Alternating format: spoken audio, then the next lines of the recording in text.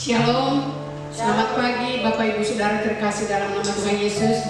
Saya percaya kita masih tetap dalam suasana sukacita dan damai sejahtera. Amin. Kenaikan Yesus Kristus ke surga membuktikan bahwa Dia Allah di atas segala Allah. Dia bangkit, hidup dan naik ke surga. Kenaikan Yesus Kristus ke surga membawa dampak yang besar untuk kita. Roh Kudus diberikan kepada kita sebagai gantinya roh penghibur. Kami tinggikan Engkau Yesus. Kami agungkan nama-Mu Tuhan. Terima kasih Tuhan Yesus. Terima kasih Bapakku. Terpujilah Engkau Tuhan untuk kasih setia-Mu Tuhan. Haleluya.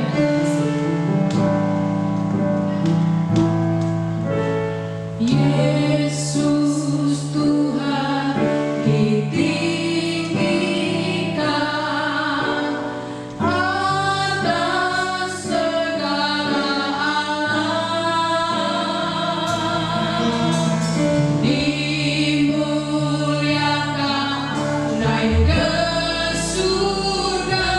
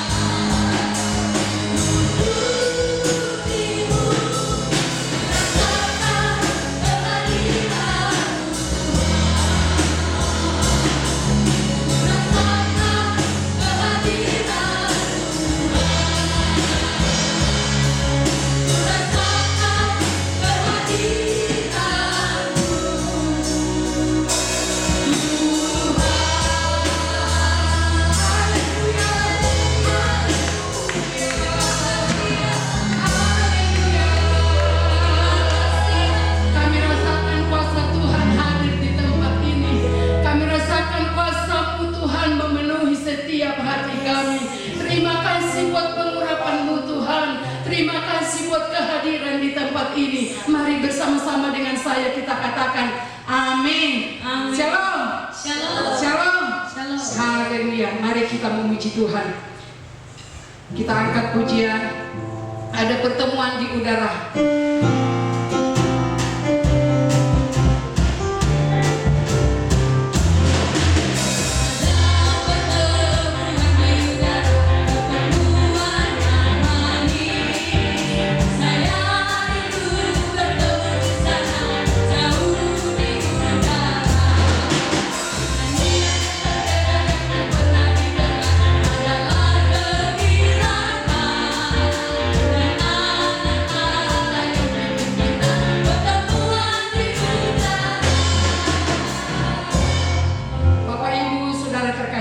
Tuhan Yesus, kita boleh mempersiapkan persembahan kita dengan mentransfer ke nomor rekening yang telah tersedia. Ada pertemuan di udara, pertemuan yang manis. Saya itu bertemu di sana, jauh di udara. Nyanyian ketegangan yang pernah didengar adalah kehilangan.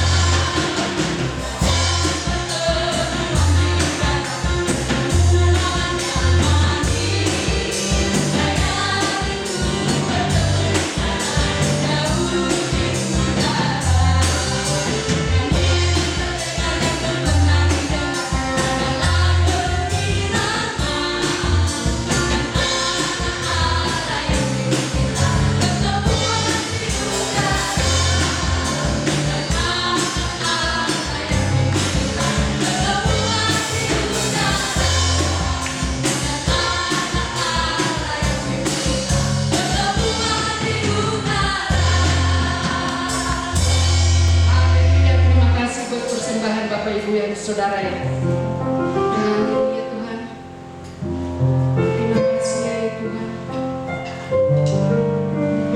Kami siapkan hati kami ya Tuhan untuk diisi kebenaran firman-Mu ya Tuhan. Ya Allah Roh Kudus, biarlah pengurapan-Mu terus mengalir dalam hidup kami, mengalir memenuhi setiap hati kami ya Tuhan.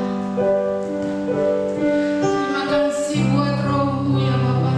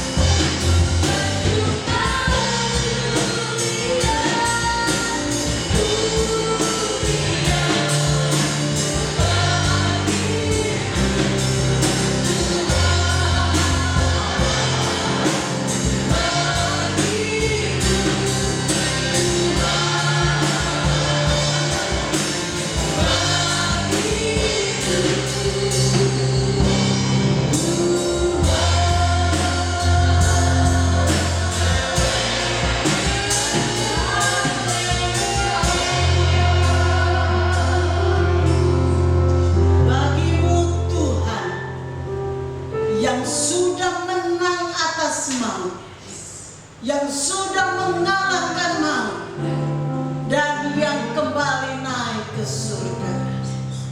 Bagi Tuhan segala pujian kami, segala hormat kami. Engkau Tuhan yang luar biasa, Engkau Tuhan yang maha kuasa, Engkau Tuhan yang mulia, Engkau Tuhan yang maha besar. Kami muliakan Engkau Tuhan. Bagimu kami tunduk saat ini. Berbicaralah bagi kami. Kami siapkan hati kami. Tuhan, Engkau menunjukkan kehendak-Mu dalam hidup kami. Firman-Mu kiranya menjadi jawaban bagi hidup kami, khususnya di masa-masa saat ini. Terima kasih ya Roh Kudus untuk kehadiran-Mu dari awal sampai saat ini dan akan terus memimpin sampai pada penghabisan. Terima kasih. Berbicaralah, kami siap mendengar. Di dalam nama Yesus yang siap diberkati dengan firman Tuhan, kita katakan bersama. Amin. Amin. Silahkan duduk Bapak Ibu Saudara sekalian. Puji Tuhan.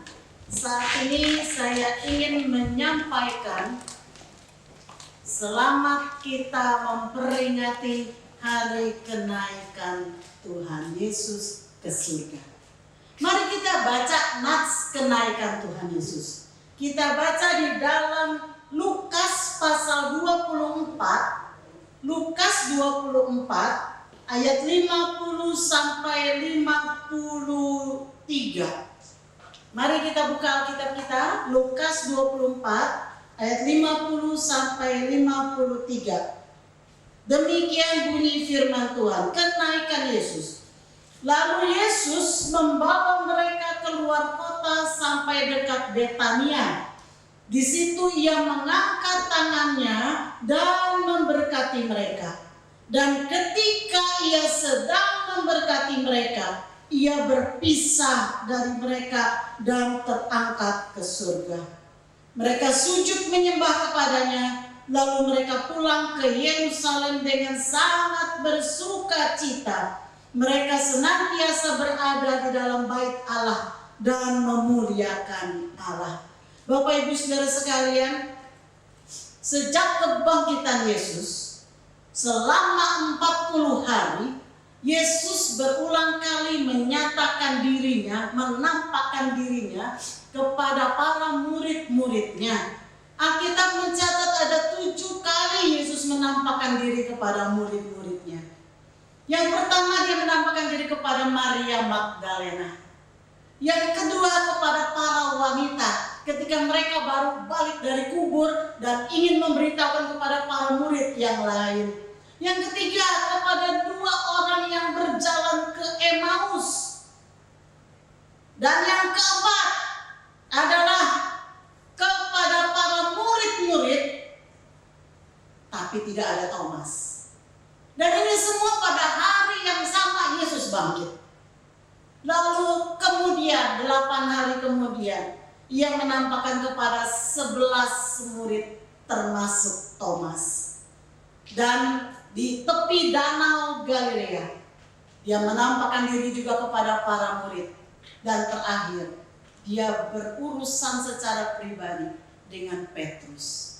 Nah saudara, Yesus tahu setelah ia mati, bangkit dan naik, maka pasti murid-muridnya mengalami kegoncangan. Selama 3,5 tahun Yesus bersama murid-murid. Setiap hari murid-murid tidak perlu khawatir akan apapun juga, karena setiap hari Yesus ada bersama mereka. Tetapi Yesus tahu ketika Tuhan Yesus sudah tidak lagi bersama dengan mereka, maka mereka pasti akan menjadi bingung dan tergoncang. Sebab itu sebelum Yesus itu mati, maka dia sudah mengatakan lebih dahulu bahwa satu kali dia akan meninggalkan mereka, tetapi jangan takut, karena Tuhan akan memberikan roh penghibur. Mari kita buka di dalam Yohanes pasal yang ke-14. Yohanes pasal yang ke-14, saudara bisa baca ini sampai ayat yang ke-28, tapi kita akan baca tidak seluruhnya. Kita akan baca ayat 1 sampai 6 dulu, lalu 12 sampai 18, 25 sampai 28. Ya, kita akan baca mulai dari ayat 1. Janganlah gelisah hatimu, percayalah kepada Allah, percayalah juga kepadaku. Di rumah Bapakku banyak tempat tinggal. Jika tidak demikian, tentu aku mengatakannya kepadamu. Sebab aku pergi ke situ untuk menyediakan tempat bagimu. Dan apabila aku telah pergi ke situ dan telah menyediakan tempat bagimu, aku akan datang kembali dan membawa kamu ke tempatku, supaya di tempat di mana aku berada, kamu pun berada. Dan kemana aku pergi, kamu tahu jalan ke situ. Kata Thomas kepadanya, Tuhan, kami tidak tahu kemana engkau pergi. Jadi bagaimana kami tahu jalan ke situ? Kata Yesus kepadanya, akulah jalan dan kebenaran dan hidup. Tidak ada seorang pun yang datang kepada Bapa kalau tidak melalui aku. Ayat 12. Aku berkata kepadamu, sesungguhnya barang siapa percaya kepadaku, ia akan melakukan juga pekerjaan-pekerjaan yang aku lakukan. Bahkan pekerjaan-pekerjaan yang lebih besar daripada itu. Sebab aku pergi kepada Bapa. Dan apa juga yang kamu minta dalam namaku, aku akan melakukannya, supaya Bapa dipermuliakan di dalam Anak. Jika kamu meminta sesuatu kepadaku dalam namaku, aku akan melakukannya. Ayat 15. Jikalau kamu mengasihi aku, kamu akan menuruti segala perintahku. Aku akan minta kepada Bapa, dan ia akan memberikan kepadamu seorang penolong yang lain, supaya ia menyertai kamu selama-lamanya, yaitu Roh kebenaran. Dunia tidak dapat menerima dia, sebab dunia tidak melihat dia dan tidak mengenal dia. Tetapi kamu mengenal dia, sebab ia menyertai kamu dan akan diam di dalam kamu. Ayat 18, aku tidak akan meninggalkan kamu sebagai yatim piatu. Aku datang kembali kepadamu. Ayat 25, semuanya itu kukatakan kepadamu selagi aku berada bersama-sama dengan kamu. Tetapi penghibur, yaitu Roh Kudus yang akan diutus oleh Bapa dalam namaku, dialah yang akan mengajarkan segala sesuatu kepadamu dan akan mengingatkan kamu akan semua yang telah kukatakan kepadamu. Damai sejahtera kutinggalkan bagimu, damai sejahtera kuberikan kepadamu, dan apa yang kuberikan tidak seperti yang diberikan oleh dunia kepadamu. janganlah gelisah dan gentar hatimu. Kamu telah mendengar bahwa aku telah berkata kepadamu, aku pergi, tetapi aku datang kembali kepadamu. Sekiranya kamu mengasihi aku, kamu tentu akan bersuka cita, karena aku pergi kepada Bapakku, sebab Bapa lebih besar daripadaku. Nah saudara, mungkin kita bertanya, apa pentingnya sih kenaikan Yesus bagi kita? Apa sih dampaknya kenaikan Yesus bagi kita? Kematian Yesus jelas. Kebangkitan Yesus jelas. Memberikan kita kemenangan. Nah sekarang saudara mungkin bertanya, kalau kenaikan Yesus kira-kira apa manfaatnya, dampaknya bagi kita? Nah saudara, mari kita lihat. Mengapa kenaikan Yesus begitu penting bagi kita? Yang pertama saudara, kenaikan Yesus membuktikan bahwa Yesus berasal dari surga. Sekali lagi saya mau katakan, kenaikan Yesus membuktikan bahwa Yesus yang kita sembah itu berasal dari surga. Tadi di ayat 28b dikatakan, sekiranya kamu mengasihi aku, kamu tentu akan bersuka cita, karena aku pergi kepada Bapakku, sebab Bapa lebih besar daripada aku.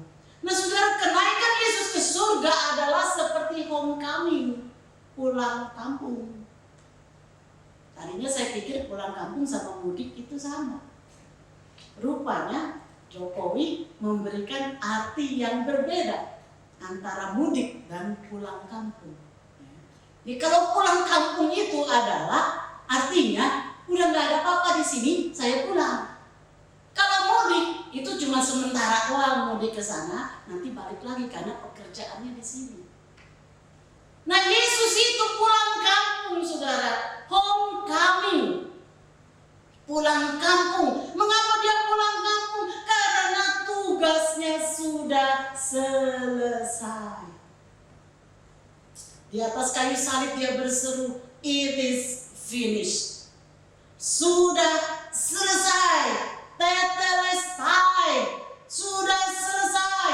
Sebab itu dia balik ke tempat asalnya. Saudara, Yesus membuktikan bahwa dia bukan berasal dari dunia ini. Yohanes 6 ayat 38 mengatakan, sebab aku telah turun dari sorga, bukan untuk melakukan kehendakku, tetapi untuk melakukan kehendak Dia yang telah mengutus aku. Rasul Paulus mengatakan dalam 1 Korintus 15 ayat 47, dikatakan begini, manusia pertama berasal dari debu tanah, Adam, dan bersifat jasmani, sama dengan kita. Manusia kedua, yaitu Yesus, berasal dari surga.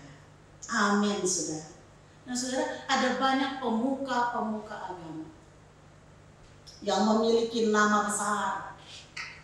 Ada banyak nabi-nabi yang luar biasa. Tapi saya mau katakan, tidak ada satupun dari mereka yang berasal dari surga. Mereka semua berasal dari dunia. Mereka manusia biasa yang berdosa, berasal dari dunia ini, keturunan Adam yang berdosa.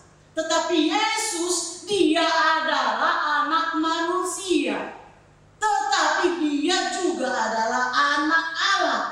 Dia berasal dari surga, kediamannya adalah di surga. Dialah pemilik surga, saudara. Dia pemilik surga. Nah, ini luar biasa, saudara. Kalau kita mengetahui bahwa pemandu kita, guide kita ke surga adalah sang pemilik sendiri. Bukankah itu adalah satu jaminan yang pasti? Sebab itu Yesus memberikan garansinya dalam ayat yang keempat tadi. Dia mengatakan, akulah jalan. Akulah jalan. Artinya apa? Enggak ada jalan lain selain Dia.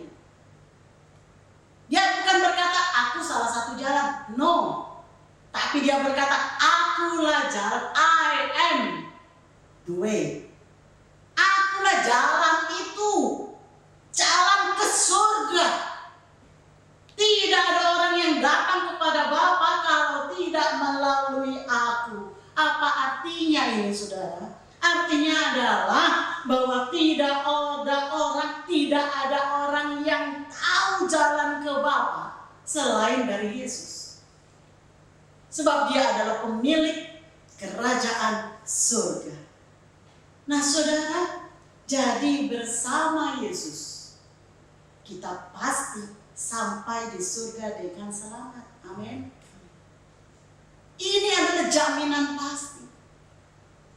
Kalau dengan pemiliknya kita dibawa, udah pasti nyampe dengan selamat. Udah pasti gak nyasar kemana-mana. Pasti sampai dengan selamat. Jadi yang pertama, mengapa kenaikan Yesus itu penting bagi kita? Membuktikan bahwa Yesus yang kita sembah adalah berasal dari surga. Yang kedua, saudara. Yang kedua, apa pentingnya? Yesus naik ke surga, namun ia tetap bekerja. Tugasnya memang di dunia ini sudah selesai. Tetapi di surga ia tetap bekerja. Alkitab menuliskan apa yang dikerjakan Yesus di surga bagi saudara dan saya. Ini luar biasa. Dia tidak cuek. Dia tidak masa bodoh dengan kita yang ditinggalkan di dunia ini. Tapi dia bekerja bagi kita di surga. Apa yang dia kerjakan? Yang pertama, dia mengatakan, aku pergi untuk menyediakan tempat bagimu. Dikatakan di rumah Bapakku banyak tempat tinggal. Jika tidak demikian, tentu aku mengatakannya kepadamu, sebab aku pergi ke situ untuk menyediakan tempat bagimu. Nah, saudara, apa artinya ini? Ini artinya final destination kita bukan di dunia ini. Coba katakan kepada sebelahnya, hey, your final destination is not this world. Destinasi terakhirmu bukan dunia ini. Tujuan akhirmu bukan dunia ini. Nah, saudara, ini penting. Final destination kita sudah jelas, yakni bersama Yesus di surga. Jadi di dunia ini kita hanya sementara saja. Hanya sementara saja.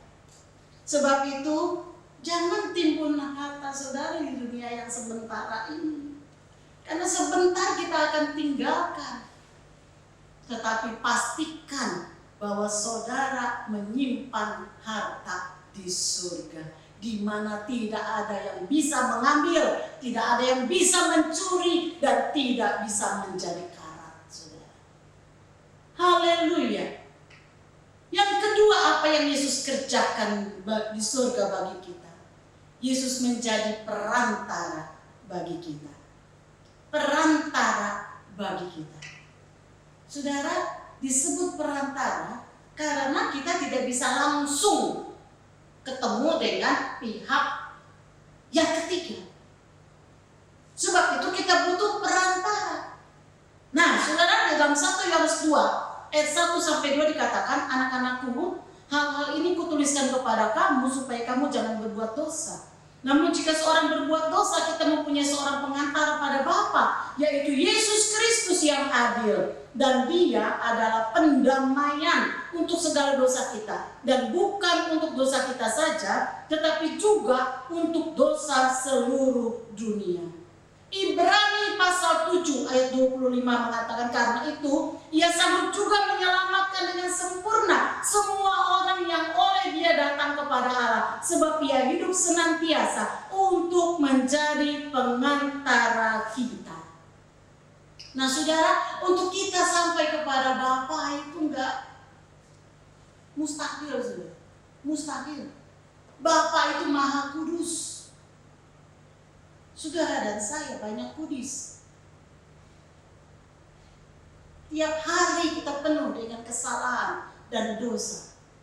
Baik dengan perkataan, dengan pikiran, maupun dengan perbuatan. Untuk menghampiri Bapa itu hampir mustahil.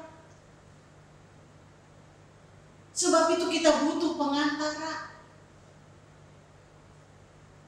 Bersyukur karena Yesuslah yang menjadi perantara bagi kita di hadapan Bapa. Haleluya. Ketika kita datang kepada Bapa, maka Bapa melihat siapa? Bapa melihat Yesus di hadapan kita. Ketika kita menyembah kepada Bapa, memohon ampun atas segala dosa kita, maka yang Bapa lihat adalah darah Kristus yang sudah menebus, yang sudah menghapuskan segala dosa dan kesalahan kita. Dia adalah perantara yang tanpa dosa, tanpa celah, tanpa salah. Ini yang dilakukan Yesus di surga. Jadi untung Yesus balik ke surga, saudara. Sebab dia jadi perantara kita di sana. Yang ketiga, saudara, apa yang Yesus lakukan? Ia menjadi pembela kita. Ia menjadi pembela kita. Roma 8 ayat 33. Siapakah yang akan menggugat orang-orang pilihan Allah? Allah yang membenarkan mereka? Siapakah yang akan menghukum mereka?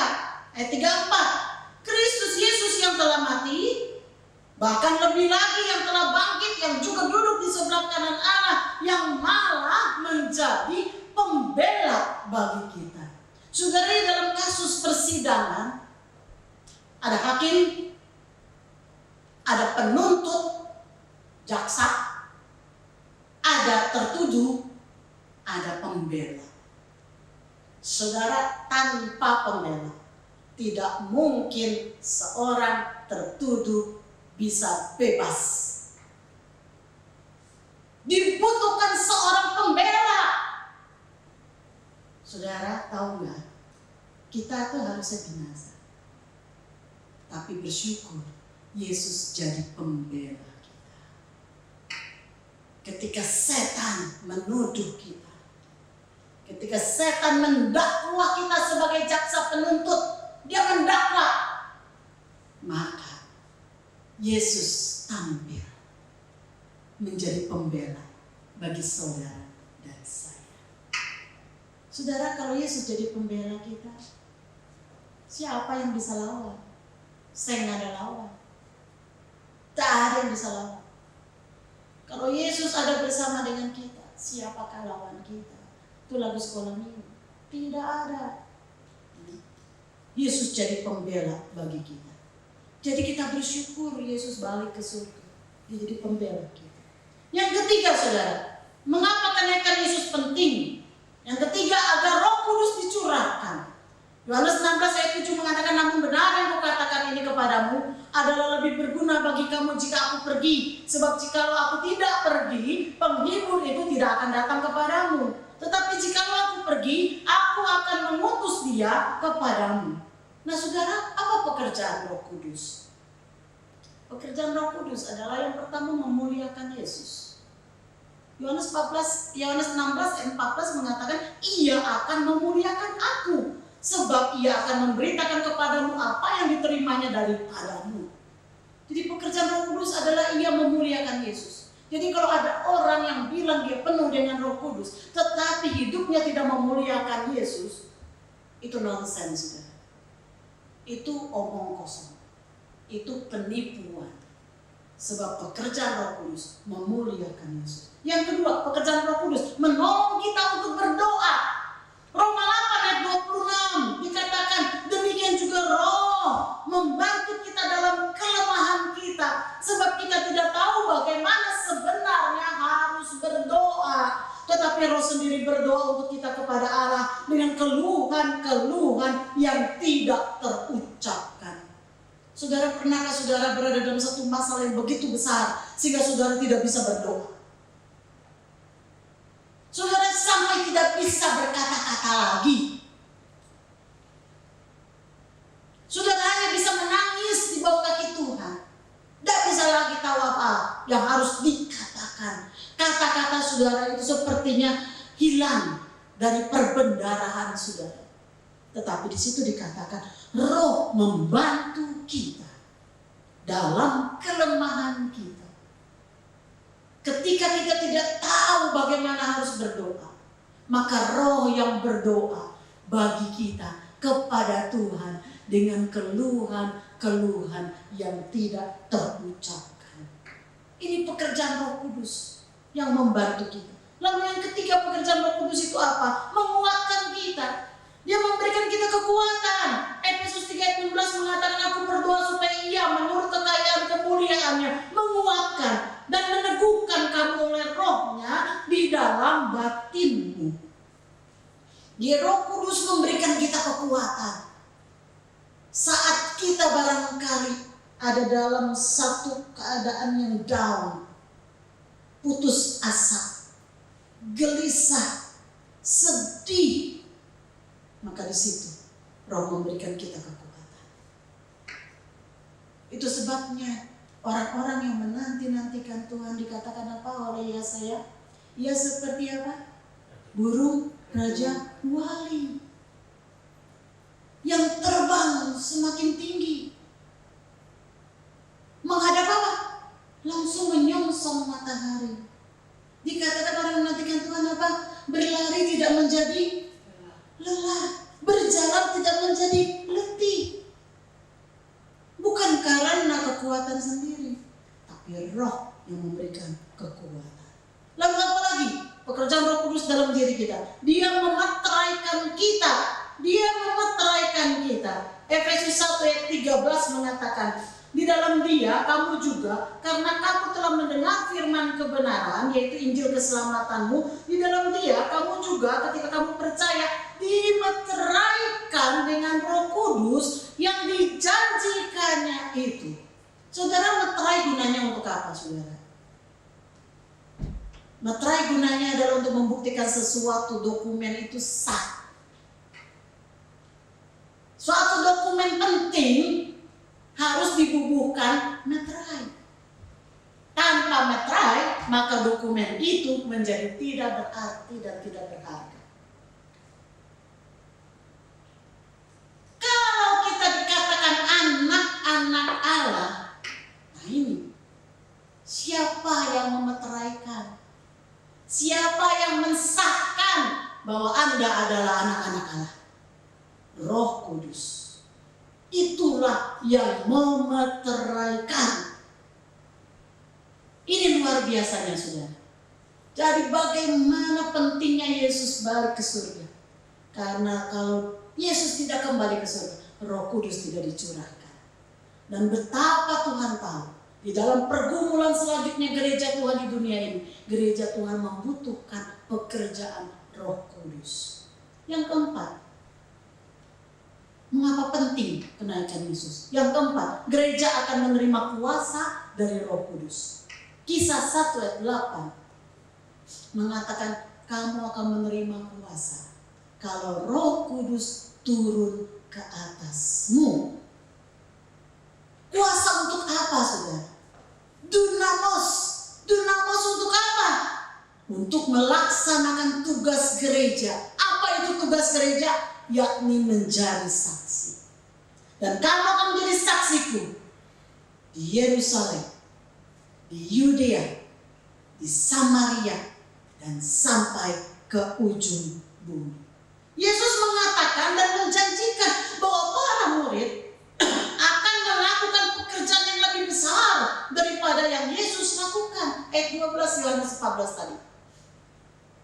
Para murid, termasuk kita, termasuk gereja Tuhan saat ini, melakukan pekerjaan yang lebih besar dari apa yang Yesus lakukan. Saudara, saat ini saja,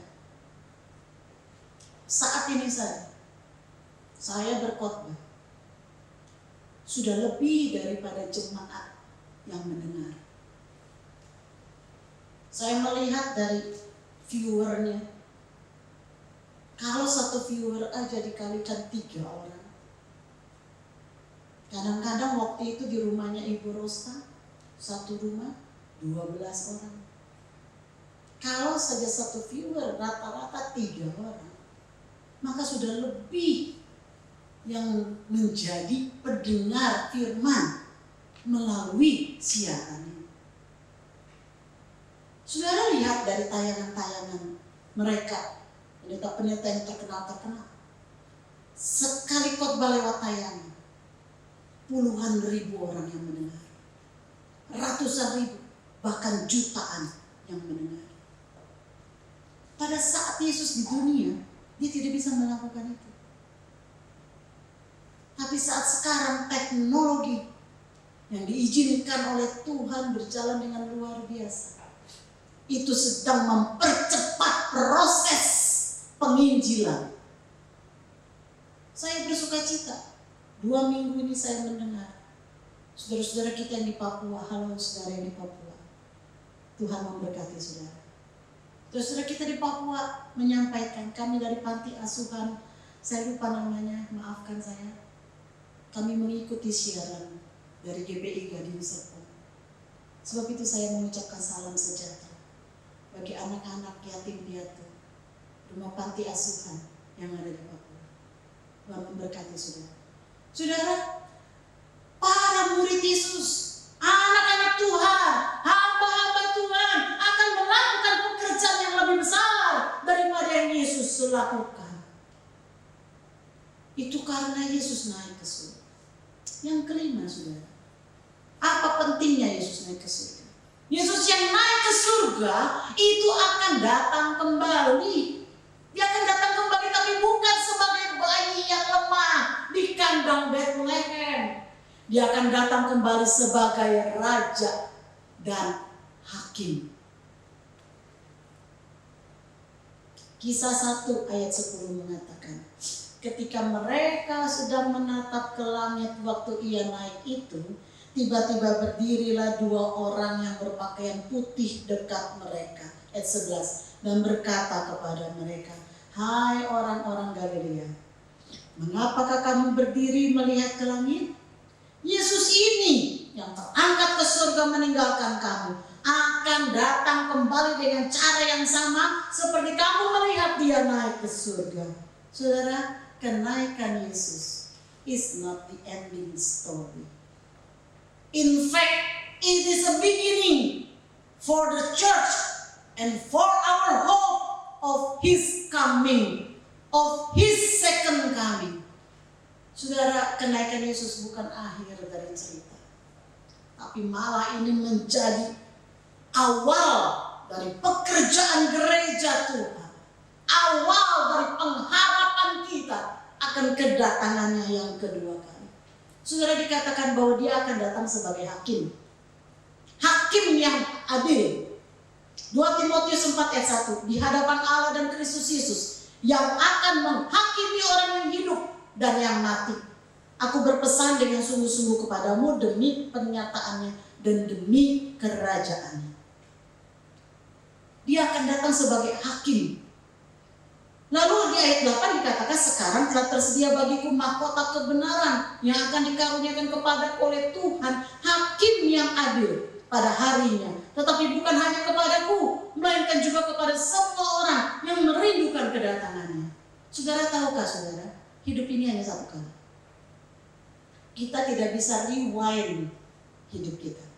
Kita tidak bisa putar ulang kehidupan kita. Betapapun kita menyesali segala perbuatan kita di masa lalu, kita nggak bisa putar ulang. Kita nggak bisa balik. Nggak ada time tunnel untuk kita ulang lagi ke belakang. Tidak ada. Hidup hanya satu kali. Dan kalau kita sudah menghadapi, kalau kita sudah berakhir hidup di dunia ini, nggak ada siaran ulangan. Yang ada adalah kita diperhadapkan dengan hakim yang adil. Lalu yang kedua, dia akan datang sebagai raja segala raja. Wahyu 11 ayat 15 dikatakan, lalu malaikat yang ketujuh meniup sangkakalanya dan terdengarlah suara-suara nyaring di dalam surga, katanya, pemerintahan atas dunia dipegang oleh Tuhan kita dan Dia yang diurapinya, dan Ia akan memerintah sebagai raja sampai selama-lamanya. Saudara, dia akan datang dalam kemuliaan. Tapi saudara tahukah, bahwa orang-orang yang mengasihi Tuhan, yang sudah hidup bagi Tuhan, yang sudah ikut menderita bersama dengan Tuhan, maka dia akan ikut memerintah bersama dengan Yesus. Ini satu privilege, ini satu penghargaan yang luar biasa.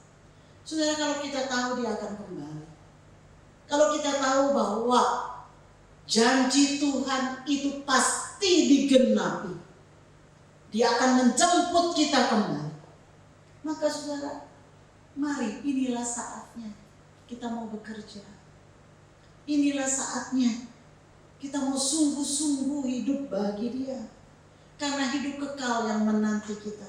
Karena hadiah kemuliaan yang begitu besar yang akan menanti kita.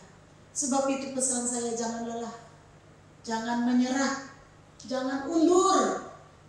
Sama seperti Rasul Paulus memesankan dalam 1 Korintus 15 ayat ke-58. Karena itu saudara-saudaraku yang kekasih, berdirilah teguh, jangan goyah, dan giatlah selalu dalam pekerjaan Tuhan. Sebab kamu tahu bahwa dalam persekutuan dengan Tuhan, jerih payahmu tidak sia-sia. Coba senggol dulu kiri kanan yang bilang, jangan mundur, jangan menyerah, jerih lelahmu tidak akan sia-sia.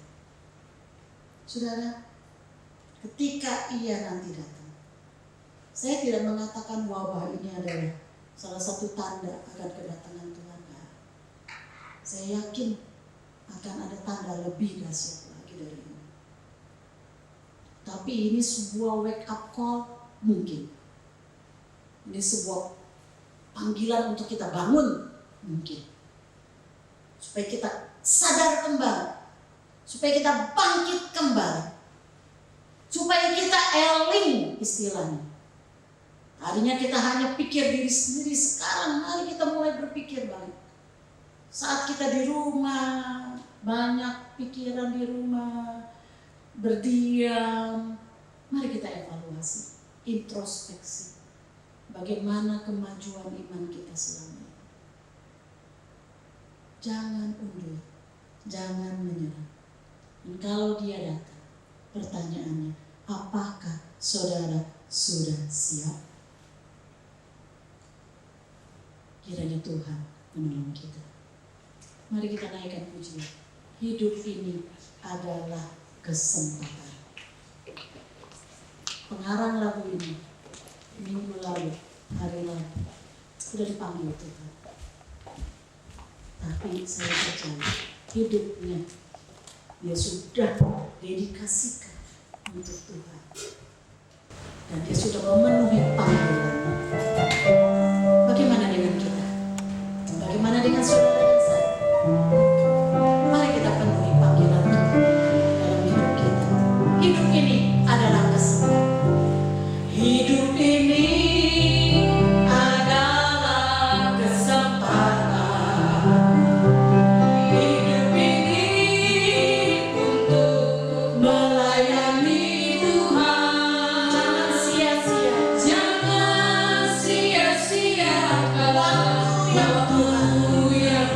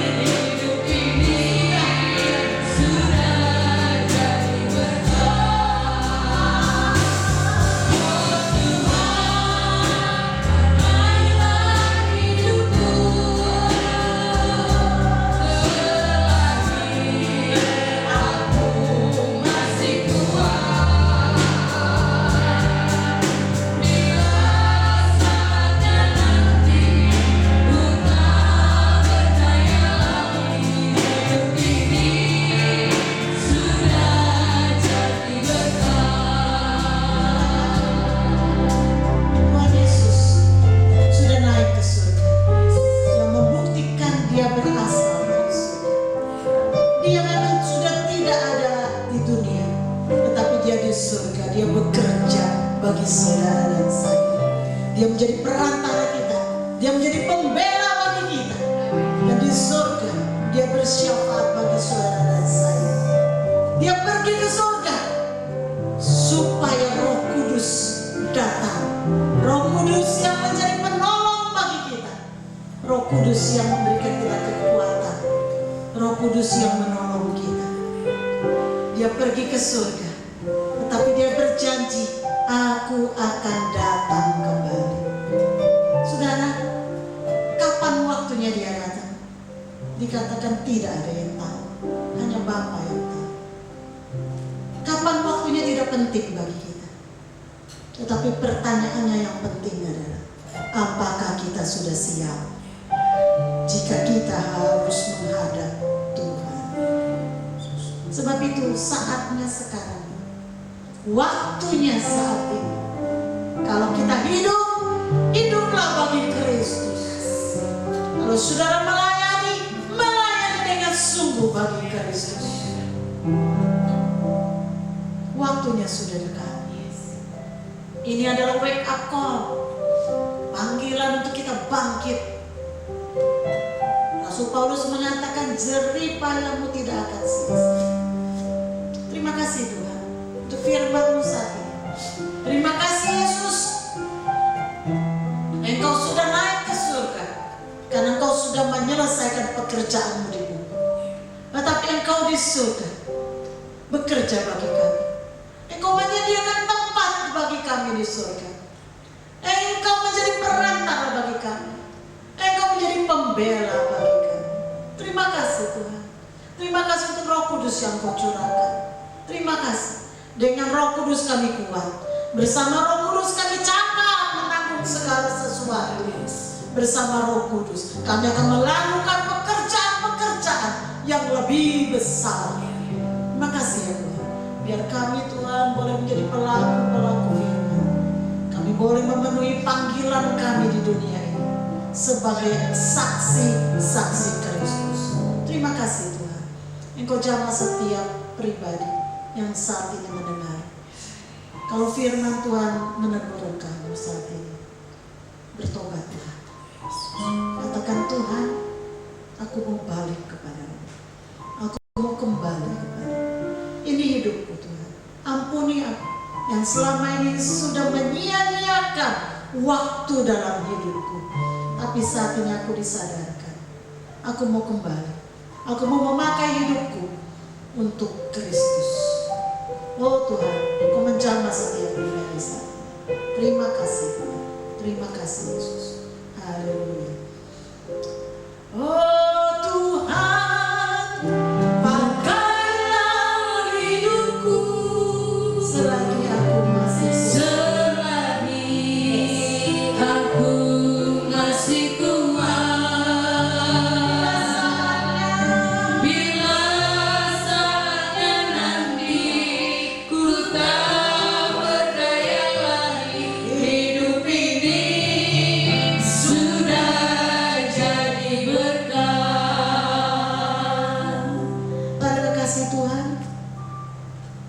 Mari bangkit berdiri. Dengarkan firman Tuhan ini yang akan berlaku bagi engkau jika engkau mengandalkan Tuhan. Diberkatilah engkau yang mengandalkan Tuhan, yang menaruh harapanmu kepada Tuhan, dan engkau akan seperti pohon yang ditanam di tepi air, yang merambatkan akar-akarnya ke tepi batang air, yang tidak mengalami datangnya panas terik, daunnya tetap hijau. Engkau tidak khawatir dalam tahun kering, dan engkau tidak berhenti menghasilkan buah. Arahkan hatimu dan angkat tanganmu di hadapan Tuhan. Terimalah berkat. Tuhan memberkati engkau. Tuhan melindungi engkau. Tuhan menyinari engkau dengan wajahnya dan memberi engkau kasih karunia-Nya. Tuhan menghadapkan wajahnya kepadamu dan memberi engkau damai sejahtera. Kiranya berkat anugerah rahmat dari Allah Bapa, kasih setia dari Tuhan kita Yesus Kristus, serta persekutuan dengan Allah Roh Kudus menyertai hidup kita mulai dari saat ini sampai Tuhan Yesus datang kembali. Di dalam nama Yesus yang diberkati